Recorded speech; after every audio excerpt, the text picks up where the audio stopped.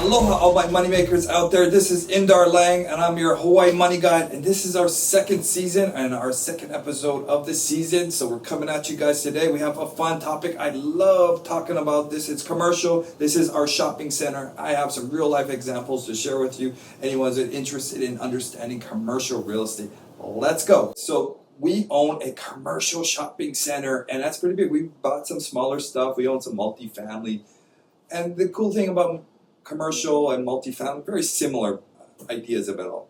So I'm going to use a real life example so you can really understand this and share what it's like. So we bought this huge commercial shopping center. We won it on an auction. We got a really great deal on it. We got some credits on it. So we really were able to get a great deal on it.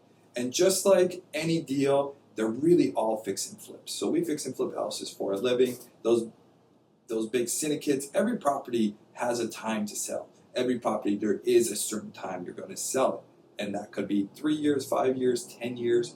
So technically, they're all fix and flips. You're all adding value and selling it. In the fix and flip world, we add value by making new floors, roofs, some of the simple stuff you can see on TV, on HGTV. That's how we're forcing value into the property. We're forcing the appreciation. We're forcing the value to come up to what market is by making it nice and new. Commercial is a little different. Commercial is like a business. So here's the simplicity of it all. So you're going to buy a shopping center. You're going to buy something commercial. It can be small, big. It can be a mom and pop, whatever it may be. You're going to then come in and figure out, how can I add value to this property?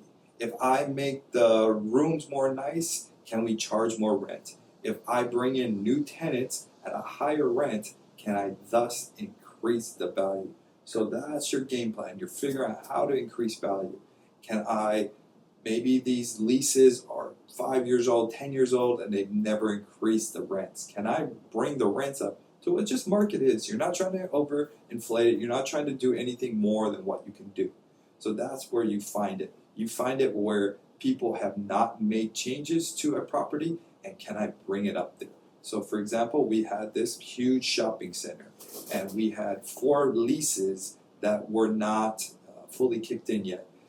A little bit later on, these found out were fake leases and so forth. But can we bring these leases, can they kick in and bring at market rents? So that's where the value add is. Can we have all this income now increase to here? And that is a huge, huge thing. Some guys do it the other way around, and they keep everything in place and they decrease expenses.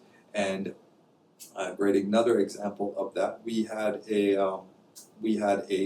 6 unit and 8 unit, and one of the key things we're decreasing expenses by sub-metering all the electricity. So normally the electricity was paid by the building, and now we sub-metered it all out and we gave it to the renters. So now we don't have that expense. Those expenses of electricity is now given to all of the renters. And same with the water. We sub-metered all the water. So the ability to figure out where there is weaknesses in the property is where you're going to find value. And there's some big guys that come in and do all sorts of things, put on cell towers on top of buildings. Those cell towers, you can thus rent it out, and you're increasing the income of the properties. Parking lots, they start charging for parking lot rents, so you're increasing the income of this building. I've seen things like ice machines onto properties. That's a great way, obviously, to increase your income. You can think of it as like a washer and dryer. You could buy a washer and dryer, and now you have coin, you have money's coming in. That increases the income a little bit. And the coolest way to think of it as, okay, yes, that coin washer and dryer may bring you $1,000 a month, maybe even $1,000 a month, who knows. But the value of the property now has went up exponential, a lot more than $1,000 a month. So increasing income of a property is cool and brings you income, but you really, really are making 10, 20-fold by increasing now the value of the property. And the way it all works is, let's break it down. So you have the income of the property and you have the expenses of the property. You subtract the two and you're going to have your net operating income. Net meaning everything after all your expenses and so forth. Net operating income. So you have your income, you're decreasing your expenses. This is going to give you what's called your net operating income. The real actual money, what actually you make. You have expenses, you have costs, you have to pay for, I don't know, electricity, water, gas, whatever you have to pay for, insurances and taxes. You got to pay for those things, right? That costs money. So this business, this property, has income, and you minus out the expenses. That's going to get your net operating income. And then they have what's called a cap rate. And the coolest thing about cap rates is the kind of simplicity way for me I think about it is your cap rate is kind of like a comp. Your cap rate in a single family world, you have comps. So a cap rate really dictates what other properties are selling for in that area. What cap rate are other properties around you in that neighborhood? So if you're having a property, and it could be big or smaller, whatever it may be, what it generally is that cap rate, and that normally it's a percentage. So is it an 8% cap rate in that market?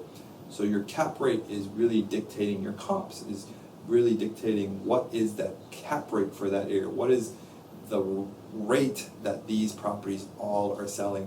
And this all kind of stems together of there's a formula where they all flow together, your net operating income, the purchase price, and the cap rate. All three of those things, those numbers are intertwined. But your cap rate is really important to understand because that's kind of giving your baseline of how you're going to figure out these numbers. And there's a lot more to it all, but we're going to keep it very simple here. So understand that cap rate is just your average in your area. You can just literally Google what is the cap rate of my city, and you'll kind of get an idea where you're at. Obviously ask agents, whatever it may be, but at least you'll get an idea what the cap rate should be at. So understand the cap rate, and then what you do is now you have your income, that income we just figured out, and you divide it by that cap rate, will then give you your valuation of what your value of your property is for.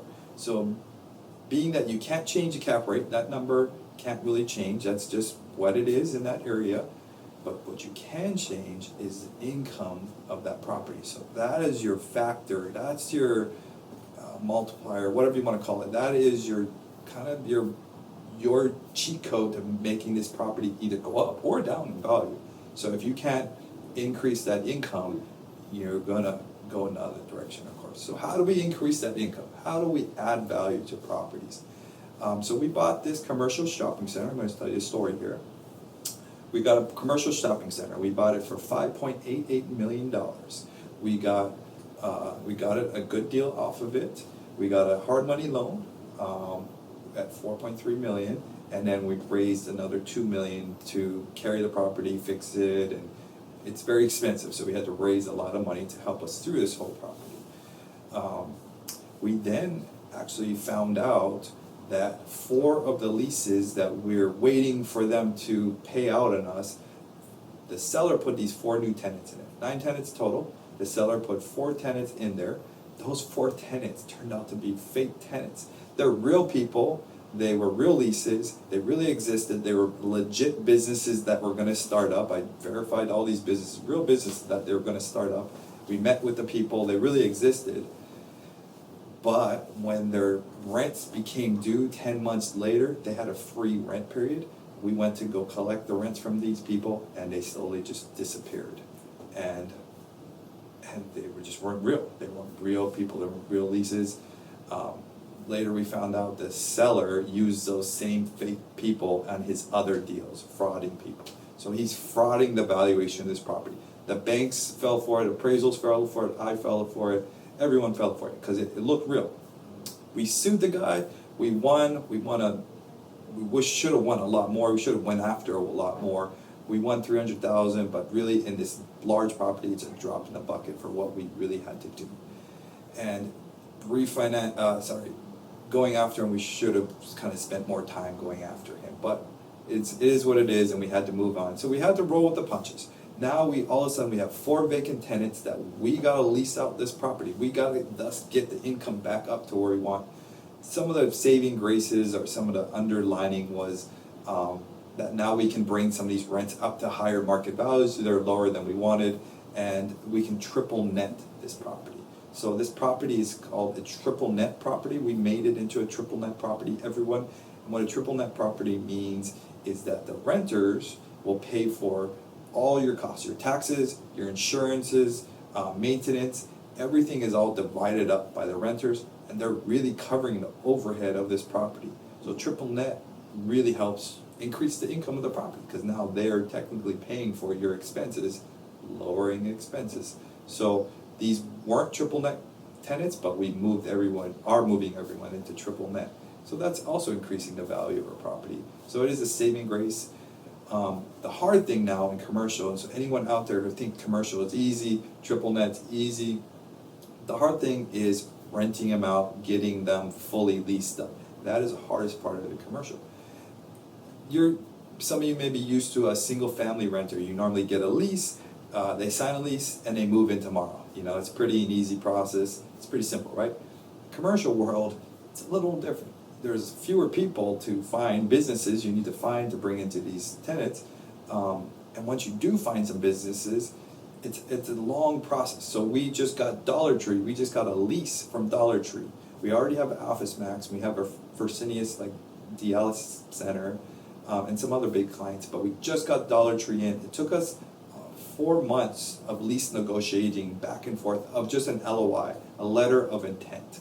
Once we got that LOI in place, then we now got a lease. And that lease is 71 pages long. You think we just signed a 71-page long lease? No, we got to go pay for a lawyer $10,000 to negotiate that lease. You think that lease is just negotiated within a few days? No, it's back to back, back and forth a lot. It can be a month at least of negotiations.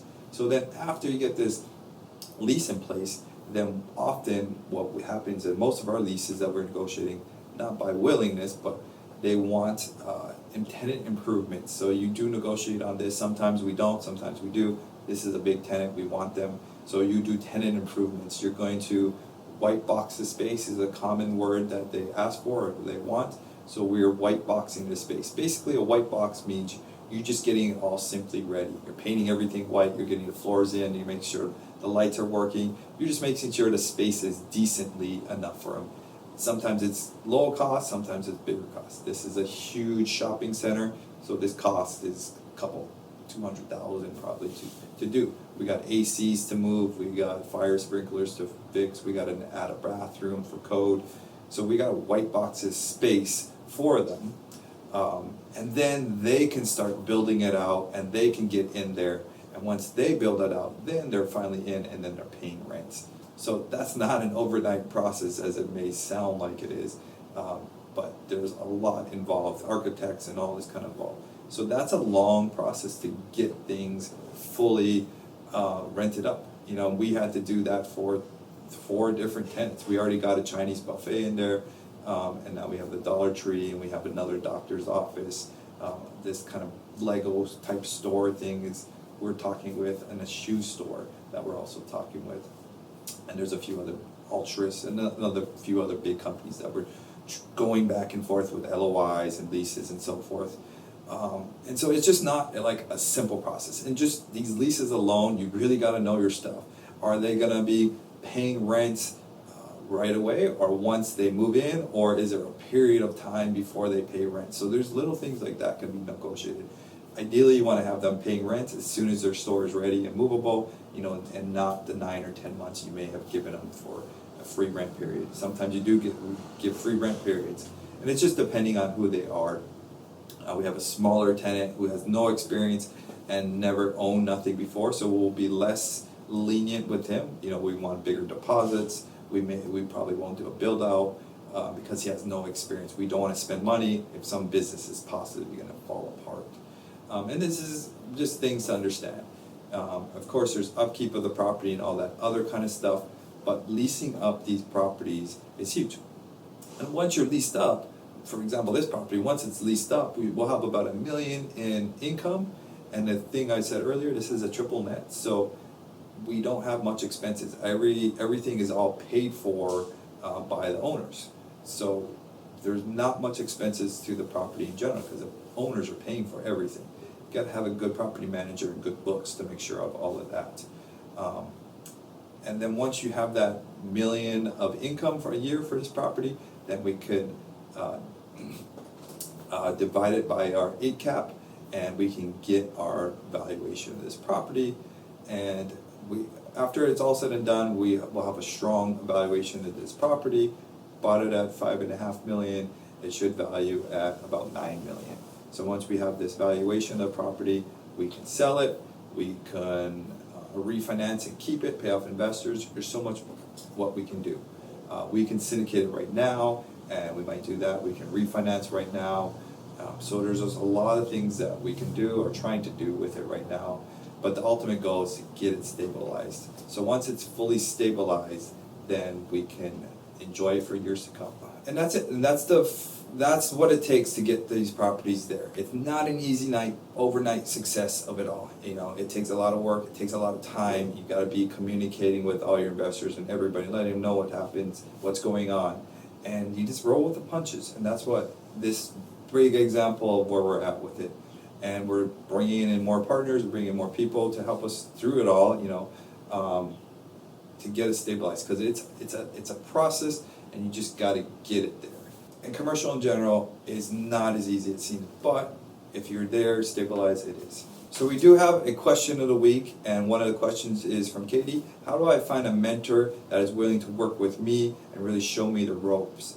And Katie, that's a good question. The hardest thing is to find somebody you're like-minded with, you really match and mesh with, somebody you kind of look up to, who's training or talking in that direction of you want to learn about, if you're learning about flipping houses or whatever it may be, or somebody in that market that really understands your market. We have a mentorship program, and I love working with all our students, and I love just explaining. I kind of do everything. I talk about everything, but we do specialize in high-end luxury flipping, and we love having people involved and showing them the ropes. I'm an open book, and I've been doing it for over a decade. I'm not a education program. I'm a business that I do education program on the side. I built my business first, and we kind of do the education program on the side. So I'm here for you, doing real life experiences, showing you real life how to do it. And yeah, we have a great program for you. So we do have a deal of the week where we're looking for more capital, looking for funds, and it is our shopping center. Now that we have to lease it up and get all these people we are looking for more investors. We're looking for people who want to be a part of the shopping center and take it to the next level. We're probably going to put it into a syndicate model here after, and people who want a great return of it all. So please message us. I'd love to talk more about it all and explain the ins and outs of shopping centers and how it all works. Thank you guys. We really appreciate you guys. But thank you guys for following. Please like and comment, and just hit the subscription. I really appreciate it. And just ask questions on here. Ask any question you can think of, because no one knows all the answers and no one knows where to start. The best way to start is by asking questions and learn. That's how I learned. So please ask questions, and please follow, and I'll share all my experiences, things, drinks, and hopes with you. Thank you guys for following. I really appreciate you guys. Aloha.